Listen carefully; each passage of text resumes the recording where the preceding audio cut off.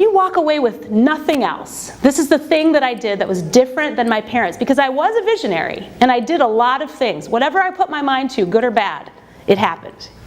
But my identity was not wrapped up in my purpose. Do you understand? My identity was not wrapped up in why I'm here on the planet. And because of that, because I focused on my vision on things for the wrong reasons, it fell apart over and over and over again. I would go on dates because I wanted to feel loved and pretty. I would put clothing on so that I could feel secure, so I could feel connected. I would have friends because they were just the right people to know. Every single thing I did. And the culmination of it for me happened right around 2008.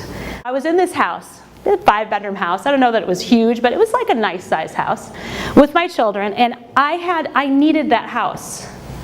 So I would do these things. I would get married, and then I would get divorced, and I would get married again, and I would get a job, and I would buy the pants, and I would get the car. I did all these things because I thought it was supposed to be, but never did I think that wasn't my purpose. And I created an identity attached to transient things. And my vision was always, it felt kind of sad. Do you know what I'm talking about?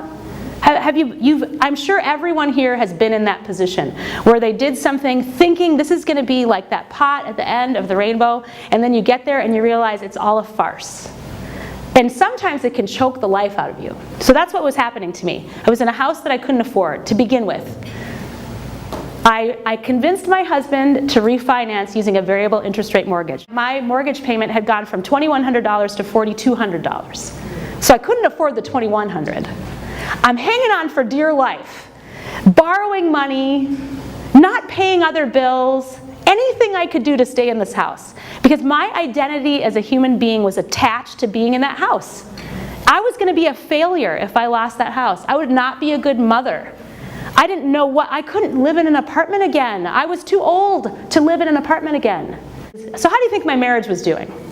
That's always good for marriage, right? To have the phone ringing. And back then, landlines were still really common, so it was just ringing and ringing and ringing. You could unplug it, but then your mom couldn't get hold of you. Like, it was not a good situation.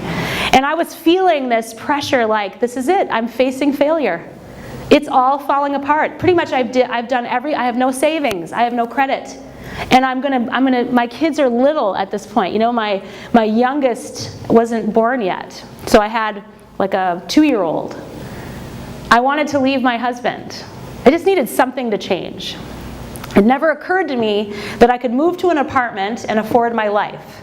That there was no house worth destroying my sleep and my sanity, because my vision was so focused on that.